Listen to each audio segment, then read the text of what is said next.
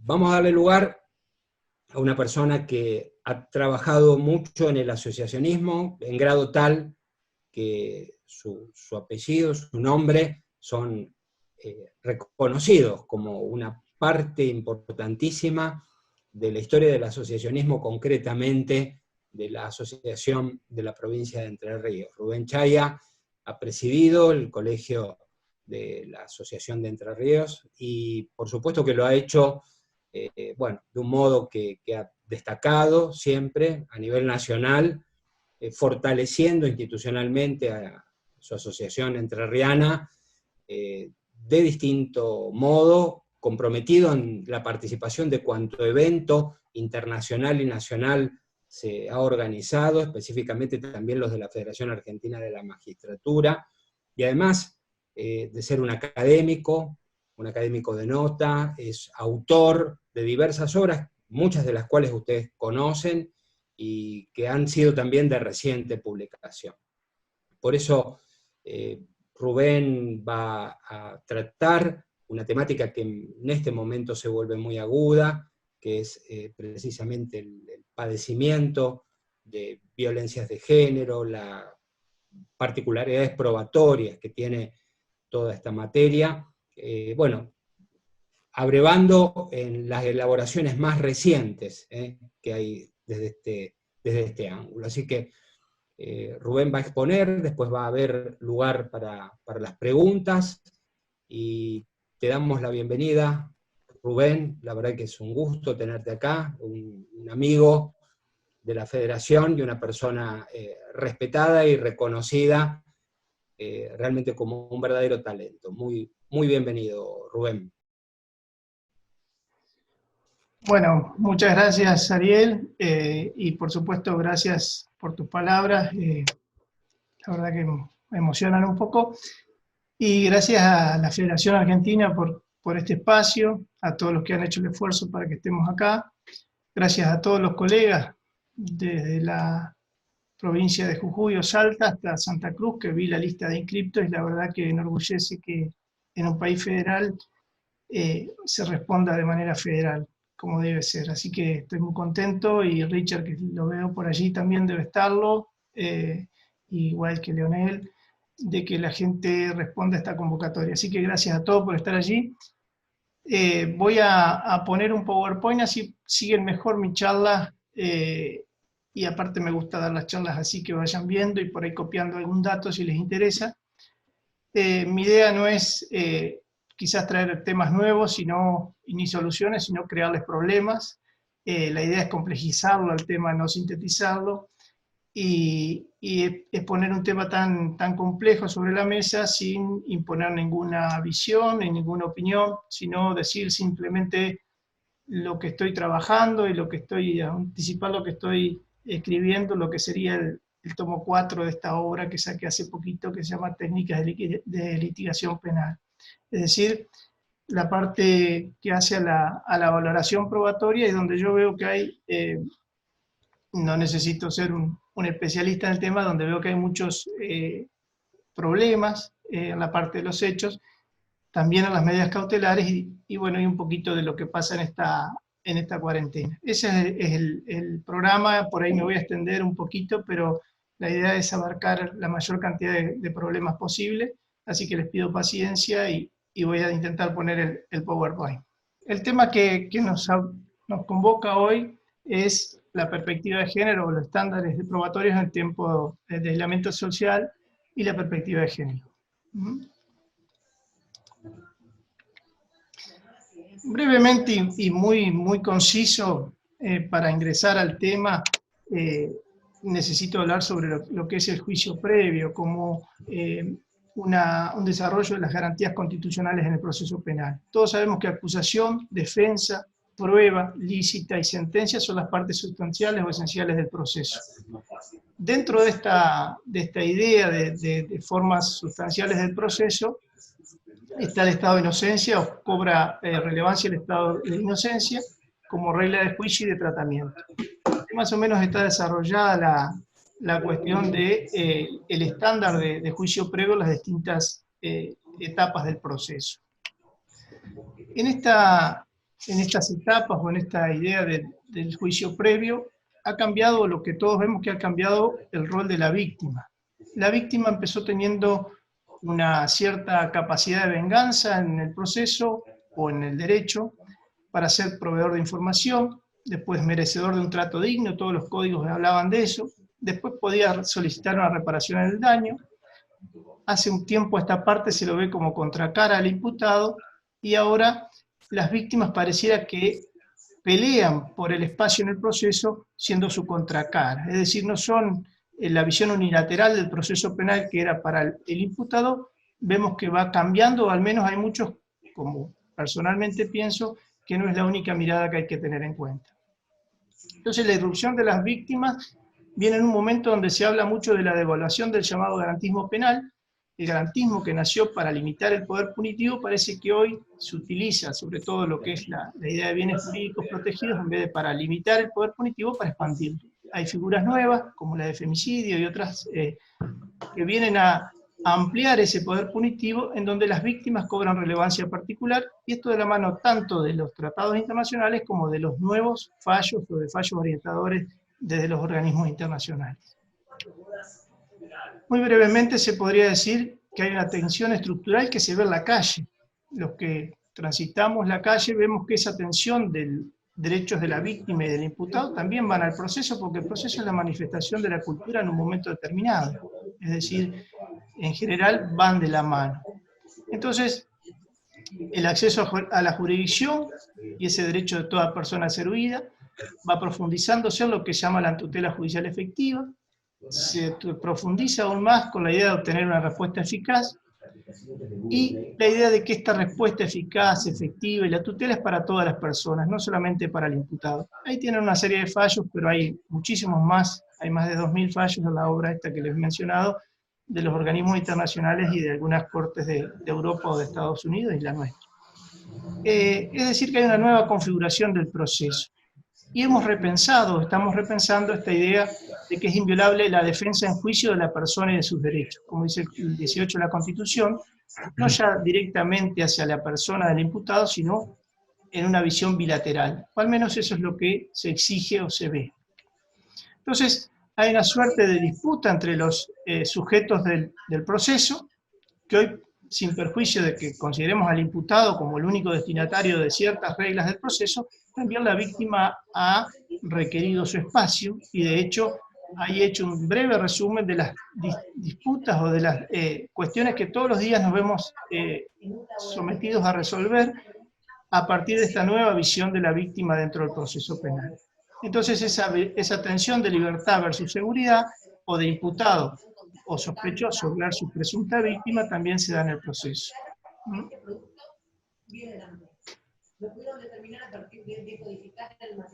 Entonces, hay como una voz por ahí atrás. Entonces, a mí me gusta definir el proceso a partir de la idea de proceso equitativo, que es lo que ha desarrollado bastante el Tribunal Europeo de Derechos Humanos, en donde se le aseguraría al imputado el derecho a la contradicción, que no es solamente contradecir, sino controlar, confrontar y contradecir, es decir, poder aportar una hipótesis contraria y aportar las pruebas para esa hipótesis. La igualdad de armas, que esto se ve mucho en el descubrimiento de las pruebas, la idea de exponer las pruebas en una etapa anterior. La resolución fundada, que aquí va lo que vamos a hablar hoy en este ratito, es decir, qué tipo de estándares de pruebas hay, y el plazo razonable. Para mí estos son los 4 pilares más importantes del proceso equitativo, que para mí desplaza o en cierta forma complementa la idea de debido proceso. Entonces, ahora sí vamos a la finalidad del proceso penal. Por un lado, hay quienes sostienen que son actos dirigidos a legitimar la solución de un conflicto, una suerte de fin legitimador, y otros a descubrir la verdad de los hechos o de las proposiciones, depende del fin epistemológico o la postura que se tenga. Es decir, esta idea de descubrir la verdad nos lleva al tema de los estándares probatorios. El problema no está para mí en justificar la decisión, porque justificarla la podríamos justificar todos, somos abogados, somos estudiados supuestamente en la materia, y hacer una sentencia coherente, sin fisuras y demás, creo que la podría hacer cualquier juez, o cualquier, digamos, un desarrollo de una postura la podría hacer cualquier abogado. El tema es cuál es el estándar de prueba que se exige para eso. Y esta idea de Habermas, que también la toma Tarufo, pero la desarrolla muy bien Habermas, que dice la coherencia no es suficiente para que la sentencia sea una sentencia racional y razonable. Es decir, cuál es o cómo se justifica la sentencia a partir de los hechos.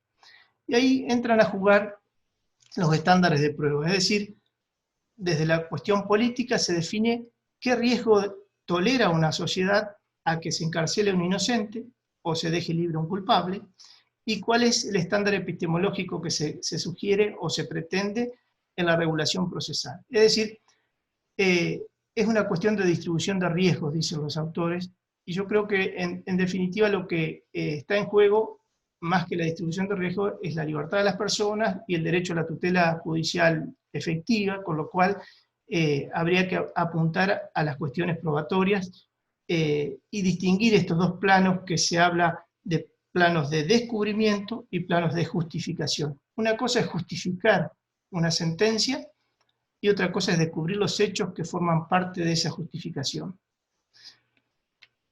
Esto lo digo porque, y el motivo de esta charla también tiene que ver con que veo cada vez más, y ahora lo voy a desarrollar mejor, muchas sentencias justificadas a partir de la cita y del corte y pegue de tratados internacionales que hablan de protección de la víctima o protección de ciertos derechos, pero no ajustadas muchas veces a los hechos del proceso, o si no, en una versión analítica y muy sesgada, muy cortada de los hechos, y no en una función analítica en principio, holística en general, es decir, particular y general. Un poco eso es la idea. Entonces el estándar de prueba define lo que es la verdad. En términos generales, todos sabemos que el proceso no tiene una verdad o no construye una verdad real, sino que siempre va a ser una verdad relativa, por lo que algunos autores hablan de probabilidad, otros de verosimilitud, otros de certeza. En realidad, a mí me gusta hablar de que el proceso recorta hechos.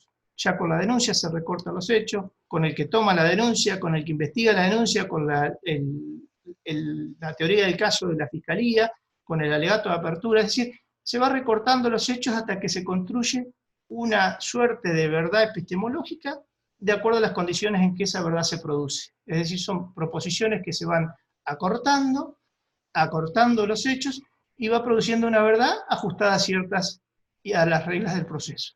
Entonces, podríamos decir que el proceso no esclarece los hechos, sino que los establece de acuerdo a unas determinadas reglas de juego. Ahora, la cantidad y calidad de información que va a tener el juez para establecer esos hechos es la que le aportarán las partes de acuerdo a las reglas, por ejemplo, del sistema acusatorio. Entonces, la verdad en sí se trata de cierta suficiencia argumental para aceptar una decisión y reducir la incertidumbre.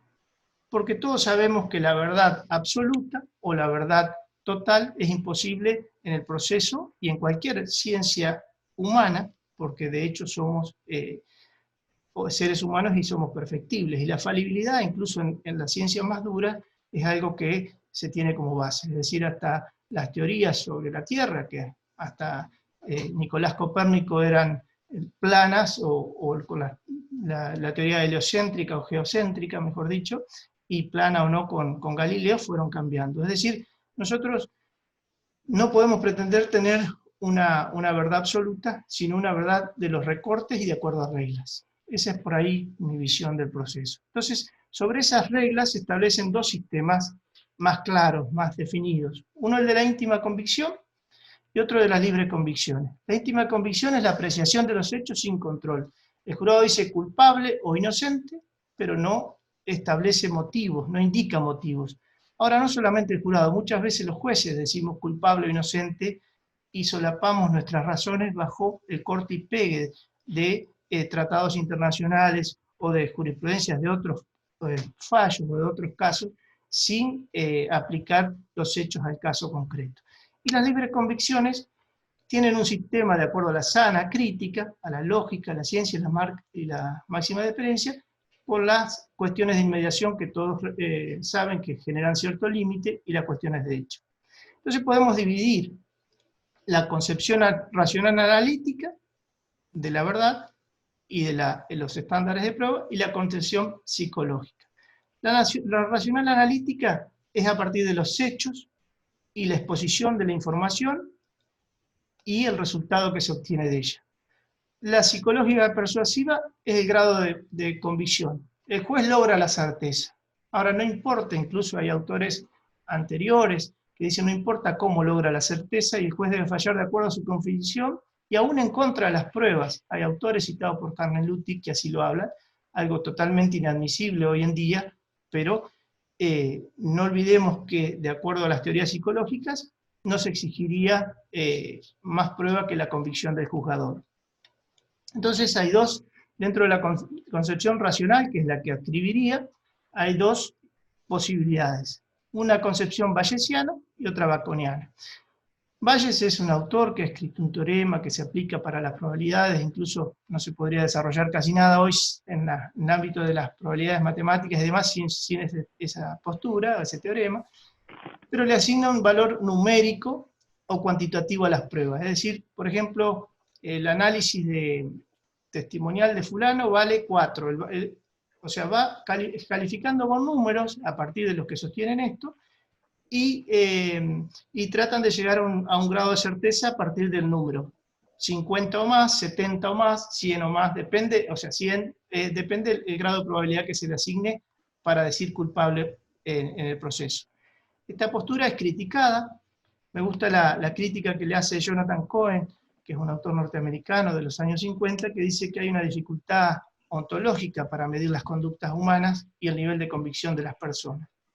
Pero también ha sido criticada por autores como Tarufo y muchos otros, como Habermas, como Manuel Atienza, y otros que andan en nuestro medio.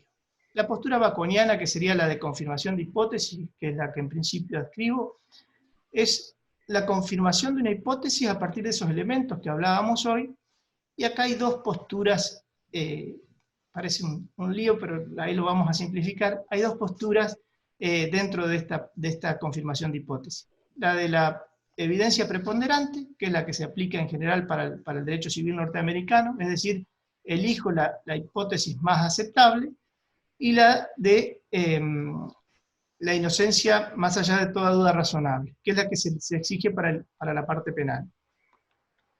En la duda razonable, más allá de la duda razonable, la Corte de Estados Unidos, ahí tienen 3 de los fallos, pero en el material del libro hay más de, no sé, varios más, y hay un capítulo dedicado a esto. Se trabaja con, la Corte ha dicho que no es posible definir o no debería definirse, pero en algunos fallos que sí hay, dicen, es la postura que tomaría una persona para definir las cuestiones importantes de su vida diaria, de su vida personal. O sea, estamos hablando de un estándar, supongo, alto o elevado. Y el Tribunal Europeo de Derechos Humanos dice, en Taxe, que es el fallo más conocido sobre el tema de jurados, dice, tienen ustedes una íntima convicción. Estamos hablando siempre de la postura de la duda razonable. Ahora, ¿cuándo hay prueba suficiente? Y esa es la pregunta del estándar de prueba. ¿Cuándo hay prueba suficiente aún dentro de este contexto racional de análisis? Algunos autores lo vinculan con la gravedad de la pena y proponen, por ejemplo, a estándares de pena más alto estándares de prueba. Por ahí dicen a los delitos más bajo el estándar. Lo cual significaría un alto compromiso en probar esos delitos graves y un alto nivel de impunidad. Ahora, los otros autores dicen no, hay delitos que no se puede obtener mucha prueba, por ejemplo los delitos sexuales, entonces se le asigna mayor cantidad probatoria o valor probatorio a la prueba que se obtiene. Eso es un poco la discusión, en que anda la discusión a nivel doctrinario europeo en este momento, de lo que se puede ver. Entonces, para mí, sintetizando qué significa que está aprobado un hecho, que es aplicable al tema de la violencia de género, está aprobado cuando los criterios de valoración de prueba, a partir de este análisis hipotético inductivo, nos dicen que los hechos, a partir de elementos que son fiables, suficientes, variados y pertinentes, es decir, cada uno de esos ítems tiene su explicación, no me puedo extender por el tiempo, pero la idea es que sean muchos, que sean variados, que sean de distinto origen, confirmen la existencia de los hechos, y que la hipótesis que se da por probada, primero es que sea refutada, es decir, que sea sometida a refutación, que sea confirmada por esos elementos confiables, que se eliminan las hipótesis alternativas, con lo cual acá hay un fallo de la Corte y varios que dicen el juez no tiene la obligación de dar respuesta a todos los planteos. Yo creo que a todos los planteos incoherentes no, pero los planteos coherentes sí debe dar la respuesta, porque esta es parte del nivel o el estándar probatorio que sería eliminar las hipótesis alternativas. Es decir, si yo me baso solamente en la hipótesis que selecciono y no doy respuestas a las demás, entiendo que no elimino las hipótesis alternativas. Y que debe ser simple y coherente. Es decir, la coherencia no alcanza, pero es necesaria. La coherencia por sí no alcanza. Hay una famosa frase por allí que dice, las novelas de Sherlock Holmes son coherentes, pero no son ciertas, en términos de verdad de los hechos.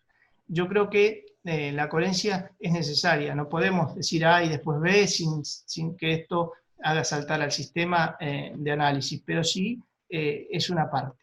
Y con esa información yo tengo que explicar que las cosas no pudieron haber ocurrido de otro modo. Si tengo una explicación alternativa igual o superior, ahí sí opera la duda, y la duda está en favor del imputado. Entonces, ese es el nivel de aceptabilidad racional de la decisión judicial, que reduce la incertidumbre, me permite confirmar, me establece que no puede ser refutada y que es mejor y superiormente confirmada que las otras hipótesis. Entonces, ¿cuándo y cómo se define un estándar de prueba? En principio, hay mucha gente que cree que valorar la prueba comienza cuando el juez dicta la sentencia. En verdad, el juez que define qué prueba va a juicio está definiendo qué resultado tiene el juicio.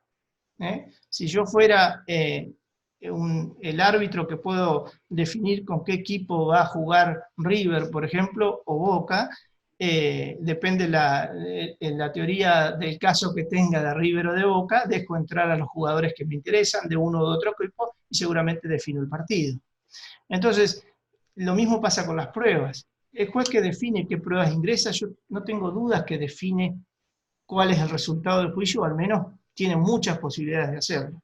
Por eso, cuando más esté regulada y más esté previsible y transparente el ingreso de las pruebas, mejor es. La selección entonces de los elementos de prueba, y ahí hay dos teorías que chocan, la teoría continental y la teoría norteamericana.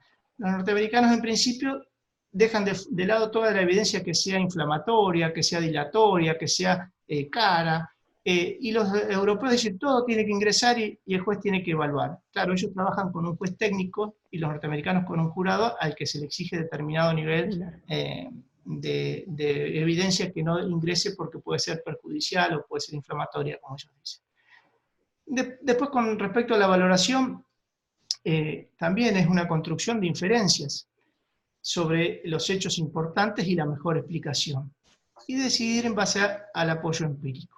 Ahora voy a retomar sobre esto, sobre la valoración.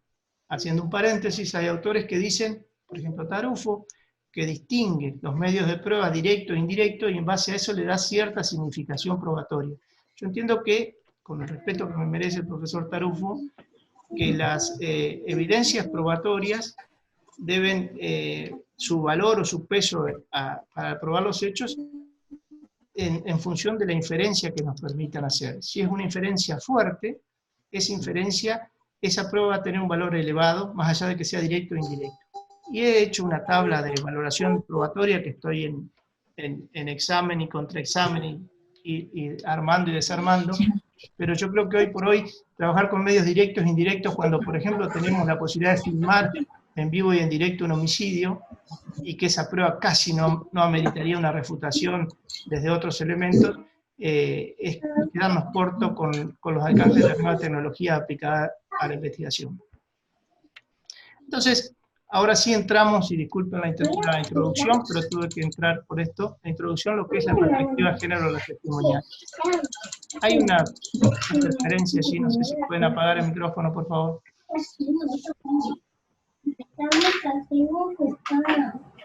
¿Se podrá apagar ese micrófono?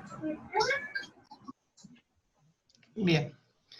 Entonces, fallar con perspectiva de género, hay una de las cuestiones que me preocupa mucho, que yo veo en algunas sentencias, que se dice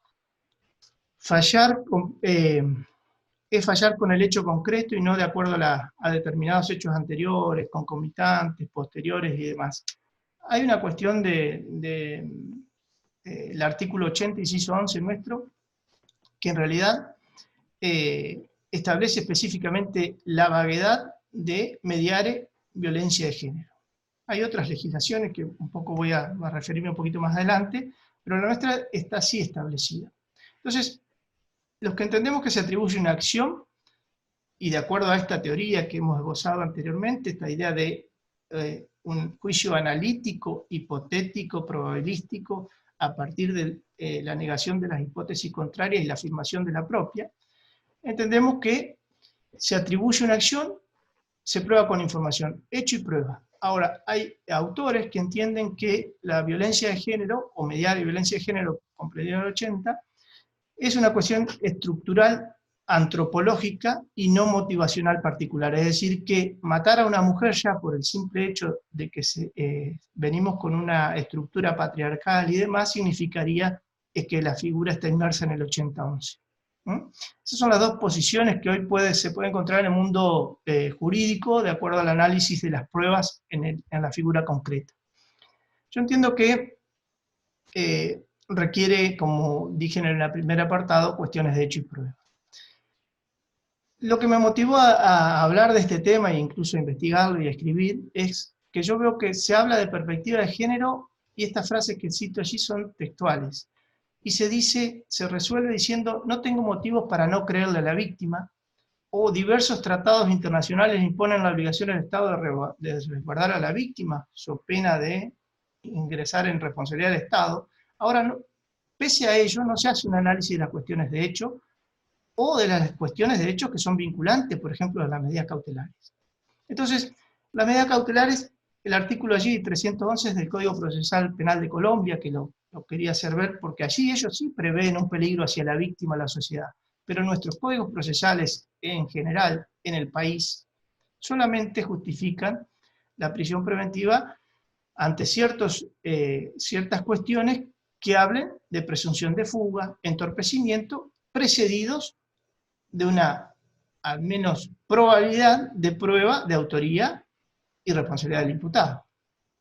Entonces, esto me ha hecho ver que por ahí los estándares que se toman son relacionados con la responsabilidad del Estado en la materia o con el peligro que representa el sujeto a la sociedad, pero nos olvidamos de debatir las cuestiones de hecho y pruebas concretas del caso. Y esto lo que hace es que generemos resoluciones muy débiles, y en vez de ayudar a las víctimas y protegerlas como se las quiere proteger, estamos poniendo el carro delante de los caballos y significando que las víctimas quedan con menor protección de las que querían proteger, porque es una decisión muy endeble, muy frágil y fácilmente refutable, sobre todo cuando vamos a verificar las cuestiones de hecho y hay muy pocas. Entonces, el estándar que hoy exigen, por ejemplo, las medidas cautelares, es primero establecer si el hecho existió, establecer cierto grado de responsabilidad, establecer fuga o entorpecimiento, y también puede haber otros peligros procesales que el juez evalúe, incluso lo dice el informe de la Comisión Interamericana de Derechos Humanos, el informe 2/97 y demás, es decir, puede haber otros peligros vinculados a la peligrosidad del sujeto, y que pueden estar, más allá de que sean cuestionables o no, yo lo que hablo es que pueden estar en la resolución. Ahora, lo que no puede faltar es una alusión a los hechos del caso. Y muchas veces vemos que la sola invocación de los tratados internacionales aniquila el análisis de los hechos, y eso es lo que a mí me lleva a la preocupación, porque no estamos haciéndole un favor, repito, a la víctima, a la sociedad o a la protección que se pretende, sino que estamos dejándola expuesta a una resolución infundada. Bien, entonces, no hay motivos para descreer a la víctima, versus lo que se propone, que es la validación del testimonio, si es que hay que referirnos a la víctima cuando sea una víctima que sufre amenazas en un contexto de violencia de género, que sufre lesiones, o que sufre hostigamiento, o lo que fuere. El Tribunal Supremo Español habla de 3 cuestiones para darle cierta verosimilitud al testimonio de la víctima, y habla de ausencia de incredibilidad, verosimilitud del testimonio y persistencia en la incriminación. Ahí tienen una de las sentencias, pero tengo la última que sacó, que es la sentencia 2003 del 2018, que es del 24 de mayo del 2018, donde se analiza nuevamente esta cuestión, y que para mí ese modo de analizar los testimonios de la víctima, con todo el respeto que me merece el Tribunal Constitucional o el Tribunal Supremo Español, es insuficiente, se queda corto, porque sigue confundiendo en cierto margen o en cierto aspecto la validación del testimonio del testigo, o sea, de lo que opina o de lo que presume del testigo. Ahora un poquito al final voy a tratar ese tema, me llevaría horas a hablarlo, y ha sido análisis de todo un tomo, en el tomo 3 del libro, pero es un tema que está vinculado estrechamente a esta cuestión. Entonces, la perspectiva de género, en general, podemos decir que el derecho no es neutral, nunca fue neutral, y si lo pretendemos neutral es porque no entendemos qué es el derecho. Y se ha querido instalar, y con justicia y con lógica se ha querido instalar este análisis de perspectiva de género, no la valoración de la prueba en sí, sino en la función judicial, que ese es el tema. Yo creo que valorar con perspectiva de género es como decir, miro solamente un pedacito. La perspectiva de género debe atravesar todo el sistema de funcionamiento del Poder Judicial, como de todos los poderes del Estado, porque debe ser una herramienta inclusiva para contrarrestar las estructuras que se pretenden neutrales, pero que no son neutrales de hecho, y que consolidan la desigualdad en una relación asimétrica de poder. Eso está claro. Entonces, debemos los jueces, fiscales, defensores, empleados, todos los que trabajamos en el Poder Judicial, los abogados particulares y demás, entender que hay esquemas y estereotipos que condicionan. Y por eso hay que revisar ciertas sentencias. Acá puse algunas, pero podríamos citar muchas, en donde a la víctima se la revictimiza, no se le cree para iniciar una investigación y demás. Entonces, pareciera que la perspectiva de género en el inicio de la investigación debe ser fuertemente favorable a la versión contada por la víctima. Pero una cosa es en el inicio, en la investigación, y otra cosa es cuando quiero llevar a juicio y selecciono los elementos, y otra cosa es cuando pretendo que el juez me dé la razón, y otra cosa es cuando el juez da la razón. Y acá hay otro tema que también omitimos hablar muchas veces en todos nuestros foros. Es decir, si pretendemos que nos dé la razón, también tenemos que aportar argumentos serios. Porque muchas veces los abogados, en función de fiscal o defensor, se despliegan de esa idea de aportar argumentos serios y pretenden luego que el juez analice los argumentos seriamente. Es decir, el juez no puede ir más allá de lo que las partes le proponen, y muchas veces la propuesta es francamente endeble. Entonces, la perspectiva de género en la investigación, que es donde me parece que tiene más fuerza esta idea de no tener estereotipos.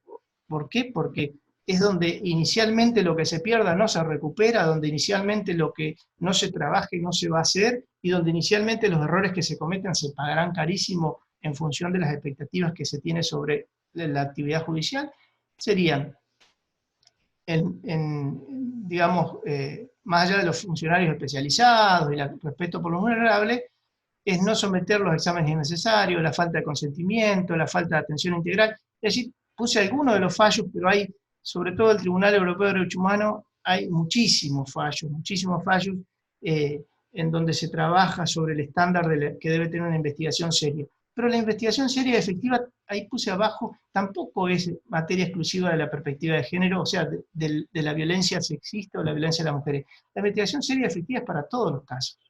Y la Corte lo ha dicho, por ejemplo, en el caso Bulacio contra Argentina. Es decir, esta idea de investigar seriamente no es materia exclusiva de la perspectiva de género, pero sí se nota allí porque, en general, y he sido fiscal, he sido juez de instrucción o secretario de instrucción, he estado en distintas instancias del proceso, y uno ve también cómo funcionaba esto antes. Antes venía una víctima que denunciaba un robo como testigo único y se le creía el robo y se le creía todo lo que sea relativo a la prueba que aportaba. Ahora venía una mujer sola y denunciaba cierta situación de delito contra la libertad sexual y se le ponía en duda a la mujer. Esto por suerte ha cambiado. Digo por suerte ha cambiado porque hoy por hoy los tribunales tienen otra perspectiva, los litigantes tienen otra perspectiva, pero también hay que ponerlo sobre la mesa que esta forma de funcionar de la justicia fue uno de las cuestiones que desató esta idea de valorar con perspectiva de género, y por suerte hoy la podemos discutir y podemos poner sobre la mesa.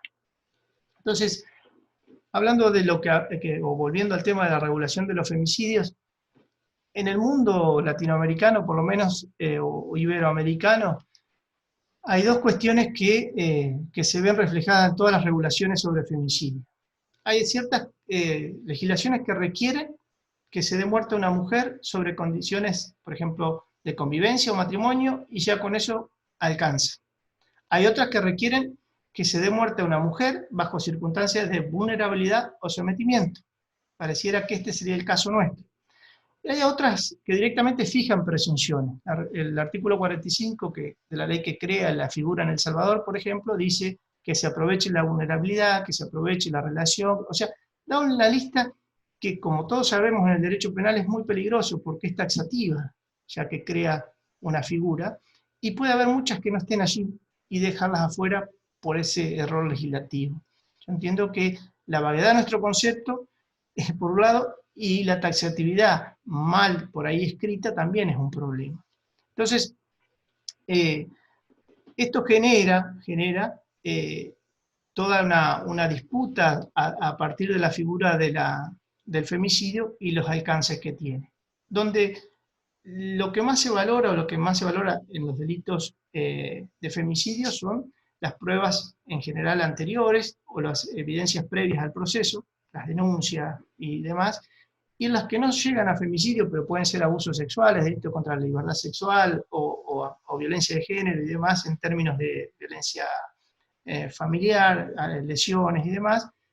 Hay varias posturas sobre lo que es el testimonio de la víctima. He tratado de sintetizarlo, y esto, disculpen si voy muy rápido, pero me han dado un tiempo y no lo quiero desperdiciar. Para algunos no alcanza el testimonio de la víctima para enervar el estado de inocencia. Hay posiciones de autores conocidos que dicen, no, el testimonio de la víctima es suficiente. Para otros, es un testimonio fundamental y calificado porque es el testigo presencial del hecho. Y acá tenemos dos casos que les cito nada más del Tribunal de la Corte Interamericana de Derechos Humanos, pero este es el caso, por ejemplo, del Tribunal Constitucional y Supremo Español, de esta sentencia que les acabo de mencionar y que la imprimí, la tengo aquí, y otros casos como el Tribunal de México. Pero también hay otras pruebas de contexto, que esta es la que también adquieren significación, que en lo que sería la regulación del juicio por jurado en nuestro país, que cada vez con más fuerza, serían los que llamados para un femicidio testimonios de oída. Es decir, el agente o el funcionario policial que concurrió después del hecho, el agente que tomó la denuncia previa al femicidio o previo al abuso. Y aquí entra en juego, y no me quiero extender sobre esto, pero un precedente muy importante que tiene la Corte de Estados Unidos, que se llama Giles contra California, en donde Giles, en una discusión o en un forcejeo con su mujer, la mata. Él dice que fue accidental y no había testigos. Entonces, cuando pretenden incorporar las denuncias previas por violencia, la Corte la defensa dice, no, son testimonios previos, son testimonios de oídas, y está la regla clara que los testigos deben de poner en juicio, la idea de confrontar cara a cara. Entonces la Corte y demás crean una teoría, que es la teoría de la pérdida por fechoría, que básicamente dice, si sos el responsable de que esta persona no pueda venir a juicio a declarar, tenemos que permitir que ingresen las evidencias anteriores al juicio relacionadas con esta persona. Muy sintético. Hay otro fallo, Crawford también, pero la idea es, y sobre todo se lo pongo aquí, lo cito aquí porque los estándares probatorios para los juicios por jurado es mucho más alto que para los juicios con jueces profesionales. Entonces, me parece que el testimonio de la víctima y estos testimonios precedentes, que serían uso de declaraciones previas, técnicamente hablando, merecen un apartado especial y una charla aparte, pero quería ponerlo allí. Entonces, ¿cómo se prueba la violencia de género? Y hay dos versiones en la doctrina, y he tratado de ser honesto intelectualmente. Yo tengo mi visión de todos los temas, pero estoy tratando de ser honesto y ponerle las versiones que he encontrado. Para quienes definen al tipo desde lo antropológico y estructural, sería matar a una mujer, estaría definido solamente con eso, no necesitaríamos probar la intención del sujeto. Ahora, cuando se prueba la intención, estamos hablando de estados mentales, hechos internos subjetivos. Estos estados mentales o hechos internos subjetivos formarían parte del tipo subjetivo. Entonces, no son observables, deben ser inferidos por actos y no hay prueba directa de ellos, es decir, solamente por indicios. Y acá tenemos, dentro de los estados mentales y de los juicios de intención, tenemos dos tipos de teoría. Si entendemos que es un juicio de atribución, como lo diría Urruska en lo que es el dolo eventual, por ejemplo, dada la conducta del autor, considero que ha cometido el hecho. Él cita el caso de Adriano, que decía que si lo atraviesa con una espada al fulano, no necesito probar que tenía el dolo de matar. El hecho lo está probando. Urruska, que es un autor que trabaja sobre estas cuestiones, es decir, hay un juicio adscriptivo, el dolo no lo pruebo, se adscribe a la conducta. Y hay un juicio cognitivo que se hace a través de inferencias probatorias. Es decir, me animo a acercarme a esta postura, porque para mí la idea de mediar violencia de género hay que probarlo. Y se prueba a partir de inferencias probatorias, como dijimos hoy, no por tratados internacionales o por meras declamaciones, porque hacemos una sentencia débil. Y esas inferencias probatorias son a partir de la cantidad, calidad, coherencia, la refutación de la tesis adversa, es decir, los criterios racionales que construyen epistemológicamente la